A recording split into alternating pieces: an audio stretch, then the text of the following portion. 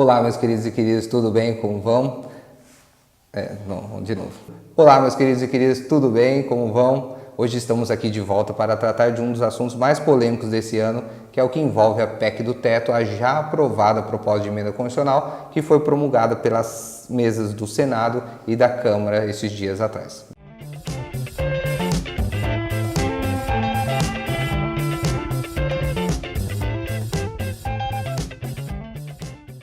Como muitos de vocês já sabem, essa PEC teve a intenção de estabelecer um limite de gastos, levando-se em consideração o ano de 2016, ou seja, com o fechamento desse ano nós verificaremos quais são as despesas primárias e nos próximos 20 anos, lógico, a PEC estabelece uma medida escalonada para os 3 primeiros anos e para os 10 primeiros anos, mas nos próximos 20 anos nós estaremos vinculados no que se refere às despesas primárias, que é a nomenclatura que estabelece a proposta de emenda constitucional, aquilo que foi gasto em 2016. Bom, os aspectos mais relevantes sobre essa proposta, eles se referem sobre a questão dos gastos envolvendo saúde e educação e as vedações ou limitações que envolve caso o poder ele extrapole esses limites. Bom, como funciona?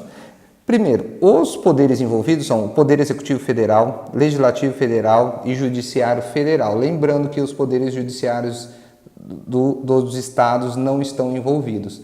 Também não estão envolvidos os municípios, ou seja, essa PEC não estabelece um limite de gasto para os municípios e os estados. Além desses três poderes mencionados, há um limite de gasto para o Ministério Público da União e também para a Defensoria Pública da União. Um dispositivo muito interessante aqui dessa emenda constitucional é que, se houver, no que se refere a esses outros órgãos ou esferas de poderes, as diversas do Poder Executivo, um gasto inferior em determinado exercício, o Poder Executivo poderá utilizar esse gasto inferior desses órgãos ou o oposto, caso o Executivo gaste menos e sobre no que se refere às despesas primárias, haja um excesso, os outros órgãos poderão também utilizar esse excesso para compor o seu orçamento. Bom, pessoal, no que se refere à saúde e educação, a emenda constitucional ela trará no artigo 105 do ADCT a seguinte disposição: haverá uma aplicação mínima, como já existe no nosso texto constitucional, ou seja, as aplicações mínimas, tanto para a saúde quanto a educação, elas continuam mantidas. Eu acho que todos vocês, ou a maioria de vocês, moram no mesmo país que eu e sabe que o problema talvez não seja a quantia dos recursos, mas a eficiência da gestão desses recursos, ou seja, a emenda constitucional ela manteve as destinações mínimas que já existem no nosso país, no que se refere à saúde e educação, sendo que os outros recursos ou as outras esferas de gasto do governo deverão ser equalizadas para que esse mínimo para a saúde e educação seja mantido. E esses mínimos eles serão, ou melhor, os valores destinados à educação no exercício de 2016 servirão de parâmetro para os demais anos, com a aplicação de uma alíquota de reajuste, que é a mesma alíquota que se aplica, pelo menos nos primeiros exercícios, ao orçamento geral, aos limites do teto de gastos. Então, a saúde e a educação, de fato, ela vem contemplada nessa emenda constitucional, há o respeito às destinações mínimas no que se refere a esses dois âmbitos e, pelo texto, pelo menos, não há nenhuma menção na possibilidade de reduzir esses patamares. Na verdade, se analisarmos sistematicamente a Constituição, realmente não há possibilidade, sob pena de violações, de descumprir as destinações mínimas no que se refere à saúde e educação. Então, elas estão mantidas.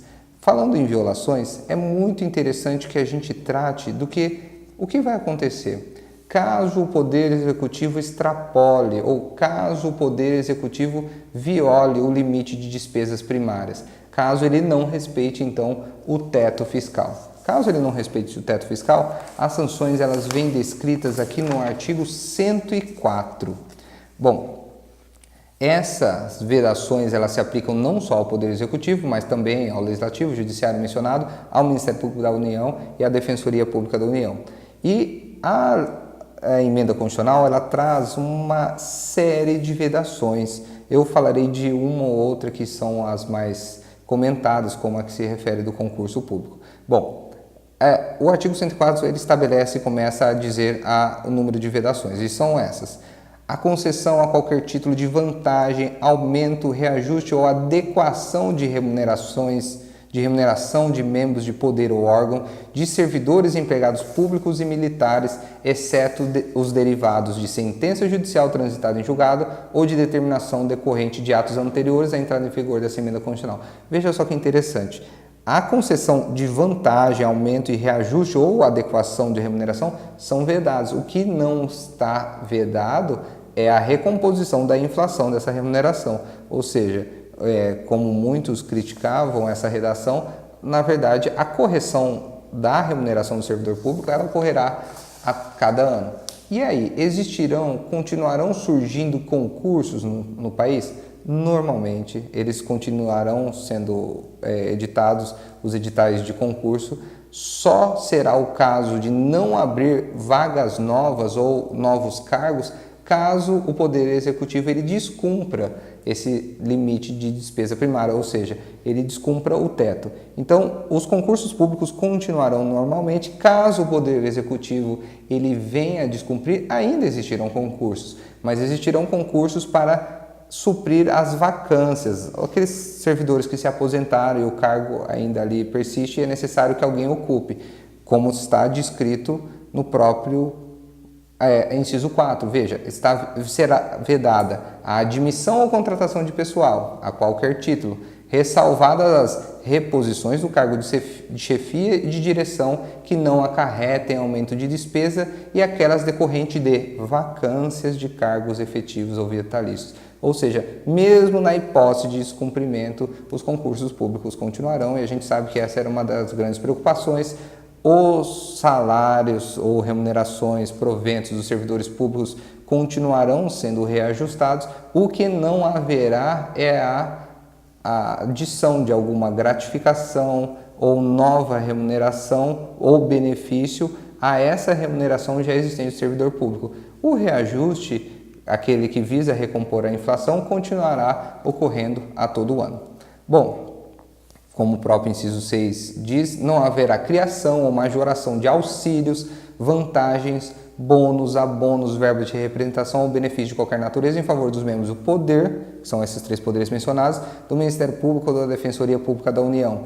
Não haverá possibilidade de criação de despesa obrigatória. Veja, como já foi dito, só não haverá a criação, a majoração desses auxílios. No entanto, os auxílios existentes, os direitos já adquiridos serão respeitados. E só lembrando que essas vedações só se aplicam caso o poder ele venha a violar o limite de gastos, ou seja, o teto fiscal. Caso não venha a violar, ou seja, isso impõe uma gestão eficiente dos poderes, caso essa gestão seja eficiente, eles não violem o limite ou o teto, as coisas continuam normalmente.